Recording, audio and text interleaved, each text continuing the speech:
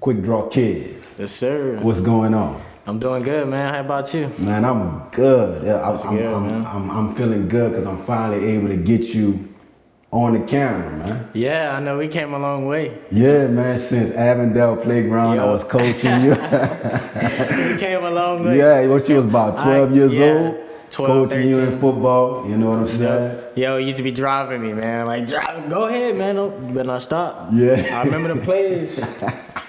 That's crazy, man. Oh, blitz. Go ahead. Let's there go. you go. Yeah. It's time to go. I'll never forget them plays, man. Man, that's crazy how world just spins around like that, you know what I'm saying? Definitely, from man. coaching you to now interviewing you. Yep. Great work I've been seeing from you. So I've known you since about 12 years old, right? You was around 12 years old. Would it be safe to say that you pretty much grew up on the West Bank in Avondale? You can say that. I went to middle school, Avondale, you know, so you can say that. Yeah, I grew up on the West Bank. My mom's side of the family is from the Avondale side of the West Bank, so yeah. Okay. You know, they came up on that side. Okay, so when did you first pick up a camera? Man, I would say about, I was like 8 years old. My dad bought my first camera from a pawn shop right on Jefferson Highway, right in Metairie.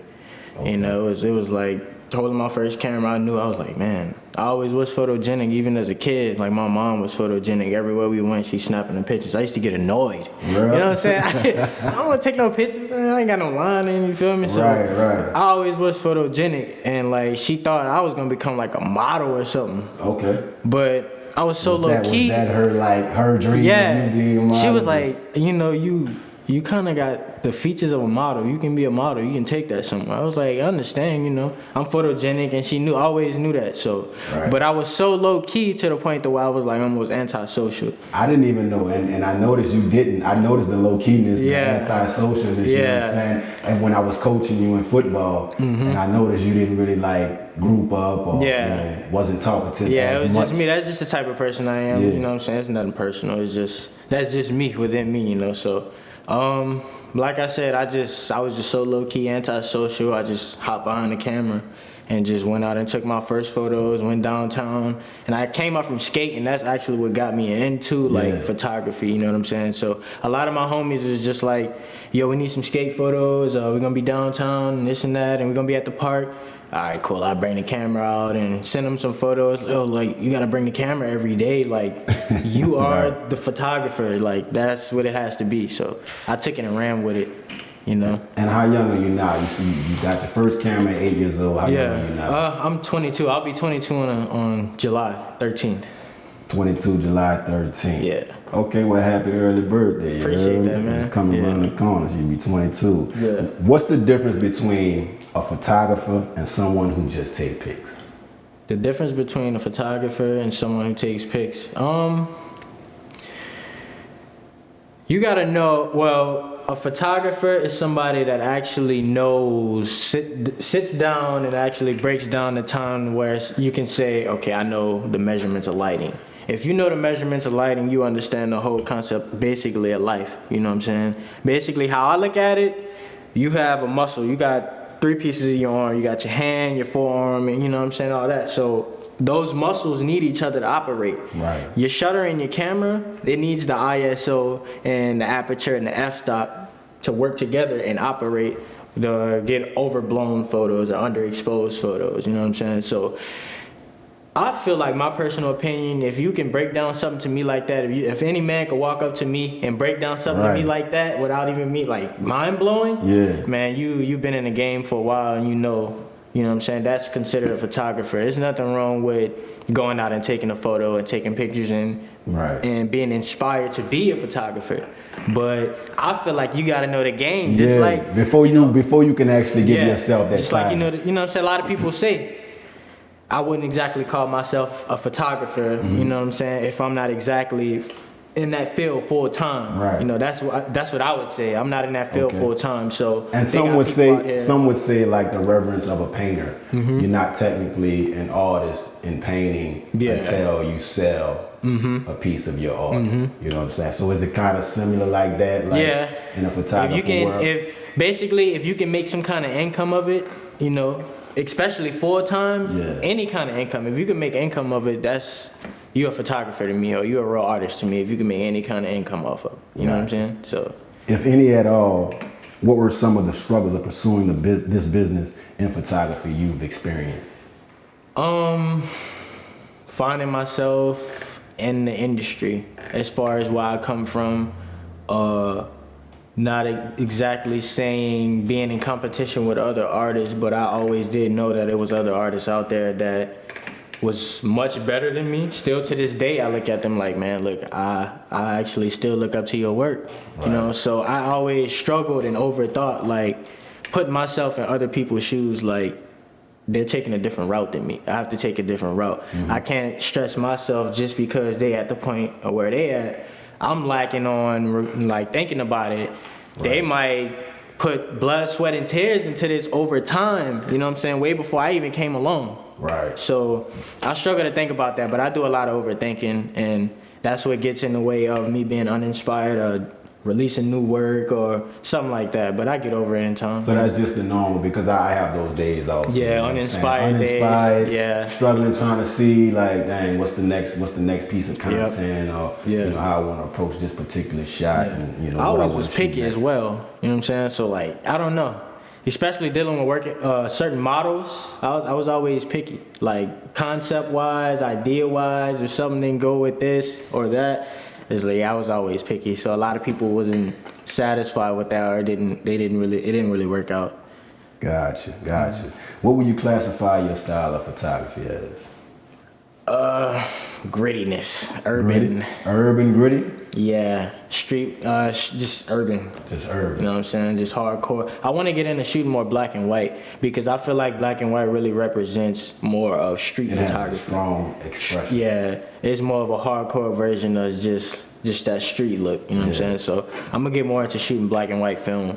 It's just that grainy look. Do you have like a specific look in a model, or you just like work with whatever you have as far as models when you're working with models and portraits? As far I make it work. I'm not really picky on the appearance of a model. I'm not picky at all, because everybody is beautiful in their own way. That's not so much appearance, but just like, you know, some of them don't know how to pose. Some of them, they may have just like a nice look, or just have that look that you see like, man, you would be a nice subject to shoot. You know what I'm saying? Yeah, I had that problem a couple times, but it always worked out. Like, we always got comfortable with each other, you know. I always got to know them, they always got to know me, and in the end, it was just like a natural, mutual thing that happened. It was like, okay, I never knew I had it in me to be a model. I was like, well, there you go. Right. The photos say it all, you know what I'm saying? Right. These are not even edited yet. And it's just, so it always worked out, you know, even the ones that get uncomfortable. What led you into that particular style of photography, the urban? Skateboarding, I would say that honestly where it started, because like I said, I grew up street skating. We didn't have parks in the city of New Orleans like that coming up. I'd say the only thing that's closest to a skate park is Parasite, and it's like a DIY spot, you know. It's kind of built by the community, but it was nice and we appreciated what we had. But as I slowly just started getting better and better with the camera at the skate park, I was like, man, it's like a bigger world out there. It's like downtown city. I like buildings now, so the skating is kind of cool, but I like buildings now, so I kind of got into like the rooftopping and streetwear shooting and all that stuff, and fashion photography is kind of nice. So I started from the skateboard photography as a youngin', you know what I'm saying? So you love them heights, man, because I'm always seeing you find the tallest building in the city. I don't even know how you make your way up to the roof. Yeah. How does that work, man? I don't want you to give away your actually secret of how you get up there, but just, you know what I'm saying, what do you look for when you're trying to get up on top of the skyscraper? I would say the only thing I have on my mind at the time is go up there and get what I gotta do and get out, because if you know what you're doing, and if you know what you're doing, you ain't supposed to be there, you gotta be in and out. So a lot of people don't know. A lot of people look at it as like, oh, you trespassing, that's a bad thing, but they enjoying the outcome of it, you know, saying that the photos is coming out of it. So I go in with one thing on my mind, like I gotta get these photos. I might sell some prints after, you never know. So I just do it for me. It's the thrill, you know what I'm saying? So that's all I do it for. All that builds character. But I like heights. I love heights, man. I can tell I like heights. Climbing up the ladders and the I like heights. It's nothing really. And all that. There's nothing really in the city that I haven't done. Like, you know, climbing buildings, bridges. I know. I'm hitting you up smoke like, stacks. yo, man, I need some locations. Yeah. You got all of, you know. How does that work? You have someone scouting locations for you, or you just go out and scout them yourself? Usually how it works, it's like we get into a group, you know what I'm saying? A couple homies get, man, look, we got a new spot we came across. It's abandoned. Right. We search up the history on the spot. Me specifically, I don't go in vandalizing, spray painting, and nothing like that. I just go in and just appreciate what I see, what most people don't get a chance to see after it's been used, or, you know what I'm saying, it's now vacant, so y'all don't get a chance to see it because it's either private property or blocked off, or it's too decayed for anybody to come in. So I feel like I have the chance to put myself at risk to give other people a chance to see what they should see. Like, you know, it's history behind this. So that's what it is. Yeah. So which do you prefer, in studio or out studio? I would say when I first started out, I was nothing but a natural light photographer. I just now started grasping into using strobes and backdrops and stuff like that. So I'm getting more and more used to it, but I still kind of prefer that natural lighting outside. Natural light is more cheaper. Yeah. Because natural light is free, you know what I'm saying? Yeah. You don't have to go and buy $1,000, you know, LED light with a light dome and then a light stand and then all that. Not only that, I wouldn't mind paying for it, but carrying it. It's like all these bags. And I travel, you know what I'm saying? So I travel a lot now. So you just like running gun. Yeah, TSA like to hold you up with all that. So they give me problems about the little camera bag. I mean, Spirit. Oh yeah? Yeah, I flew Spirit back here from Dallas, man. I was like, y'all pray for me, but I'm gonna get through. Yeah, they didn't give me no problems here. We're gonna see about on the way out though, because I'm taking more stuff back out though, you know, so I made some investments. Right. Yeah, so as far as, you know, your progression now, do you feel like you've gotten the respect and recognition as an elite photographer in the city? Because I'm gonna say the city of New Orleans because you kind of started there. I know you're in Dallas right now, but do you feel like you get the recognition? I definitely do feel like I get the recognition at this time, at this point. Yeah. Because it came down to a point that when I came down to this idea of throwing photo walks. So I was like, okay, let me throw a photo walk and see who show up. What is a photo walk? A photo walk is when different artists, you can be a model, a photographer, a videographer, you know how to paint, anything. Just come together as one. I don't care if you're shooting 12 years, 12 days, a day, modeling for a week, or whatever. Just come out, enjoy yourself. We have music. Sometimes we have food, go out to nice locations, walk around the city or walk around the scene and just get photos and just create. It's mainly, the moral to it is just a big networking opportunity for the city. So it really wasn't for me at the end, you know what I'm saying? So, but by me moving away, it just kind of stopped. It was other people hosting like photo walks in the city, but it was just like, it all died down. I don't know why. Is it a cultural thing or something like that died down or something? I don't know. So we might gotta bring them photo walks change of the back. season maybe, I don't know. But hey, you gotta bring it back, you know what I'm saying? We definitely gotta do something. So I might have to look forward to that, you know, bringing the photo walks back, So what's your go-to camera and lens? Like if you just got that one specific, like, man, I gotta shoot with this one, I gotta shoot with this one. If any. Yeah, I do. I have a couple of them. That's why it's kind of hard to think about it. So, that Canon EOS R6. It's the new mirrorless camera by Canon. So, yeah. At first it was the Mark IV, the 5D Mark IV. But I noticed that it's just a newer version of what I already had. Like maybe a few more newer features, but I kind of wanted something completely different. You know, so now I'm like, okay, it was either Fujifilm or Sony. Fujifilm is crop censored. You know what I'm saying? So like, I like to shoot wide. I shoot wide, 14 millimeter. Right, I noticed you love that wide. Man. Yeah, I'm a wide shooter. So I said I'm gonna stick to full frame but mirrorless. Sony was it. So now I got my go-to camera. it's Sony. That's kind of my goal. Shout out to Sony, because you know, that's my go-to camera. Yeah, you know, Sony is where Sony. it's at. Canon, I love Canon, man. Canon, you would never get any color grades like Canon. Right. You know, not even. Straight out the camera. Yeah, straight out the camera. They do have the best. I'm gonna give Canon that. Raw. Yeah.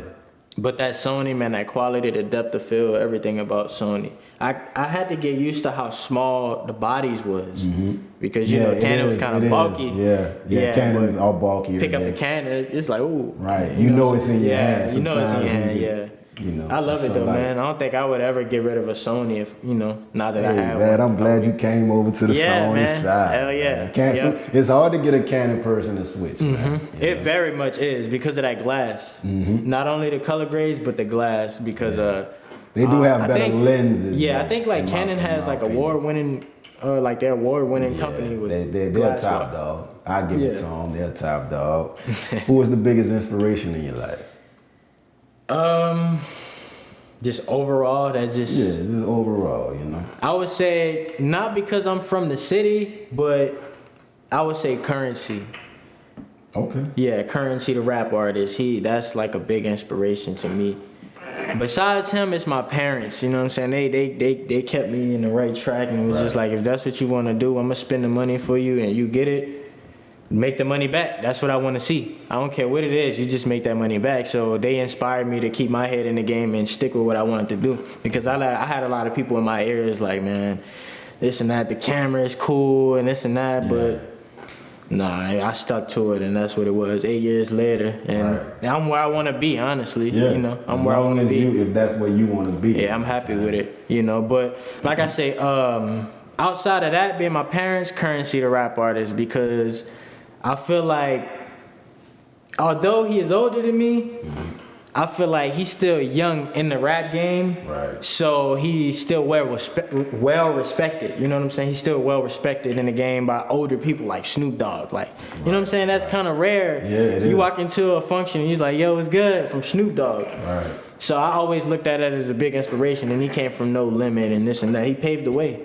He paved the way, definitely, and I found my style, listening to a lot of his music coming up through school, high school. Right. You know, on the bus every morning, I'm listening to Currency, you know. Right. So even way before I was way too young to even know what he was rapping about. Half the stuff he was rapping about, the game he was rapping about, but it always sounded good to me. I don't know why. It was just that it just gave me a feeling the way it was like, you know what, I could get up and just do something productive today and have a good feeling. It always gave me a good feeling, man. Yeah. So what's the ultimate goal? You know what I'm saying? What's your goal through the photography? Okay, let me dive back before I ask that question. You was published before, right? Yeah. As a photographer. Yes, I was. How did that feel to be published? At that time, although it was a local company inside of the city, it was a good feeling. It was a tremendous feeling. It was like, man, I'm finally published. Like, it almost felt unreal. Yeah. People looking at me like, bro, it's just like that local magazine. But you don't understand. Yeah, that's a physical copy of your work. It's in there. Something you could just carry with you and just show people, like bro, like this. And also that's like on the resume. I'm published. This is on the resume. So it was a big deal to me, man. That was like it was a tremendous feeling. I love that feeling. You know, so it was good. And I even got the opportunity to get models published. Right. You know, as time went on. So that was cool. It was nice. Right. Yeah. And what's the biggest goal you have in the photography? My biggest goal is I eventually want to own my own media company. You know, I want to bring together different artists and form a collective. You know, it doesn't necessarily have to be photography. It doesn't necessarily have to consist of a camera. I just want to see people come together and create something and make something for the future. Because like I said, I'm still young, but I still think futuristically. You know, my dad always told me, he was like, when he was my age, he didn't think past the age he is now, because he didn't think he was going to live to see it. So that put me on game, like, you still young, you know what I'm saying? Make that change. Be that first one to look forward and futuristically and have something for yourself. So that's what it was, you know what I'm saying? I want to bring something together for somebody that never had nothing or felt like they never had nothing. And they look at me and like, man, you did it. No, you did it. That's once I reached that point, I felt like I did something in my life. I served my purpose, you know what I'm saying? So that's what it is. I mean, the rest, the money, the fortune, the wealth, the fame, all that just gonna come with it. Right. You know, I ain't really too much worried about that. That's why I rarely show my face. I'll pop out at an event, tell people my name, or one of my friends will be like, yo, that's such and such kids. Oh, well, for real, that's your work? You know what I'm saying? Like, they never knew my face behind my work. Right. That's a good feeling, That too. That is, right. That's a good feeling, too, because there's people that I never knew would have, you know what I'm saying, never knew of me. Like, how y'all know of me? That's crazy. But, yeah, that's crazy. Shout out to Deck Straight Dope. You know, he pulled up big to shout out to Deck Straight Dope for pulling up at the on event you on me at last the night. event. Yeah, absolutely. Showing love, man. Yeah, absolutely, man. I want to thank you for coming through, man. It's been a pleasure sitting down with you. You heard me? This will be a to be continued. You know it. And this is I Got Flow Productions. Yeah, shout out to I Got Flow Productions. Y'all heard it. Tap in.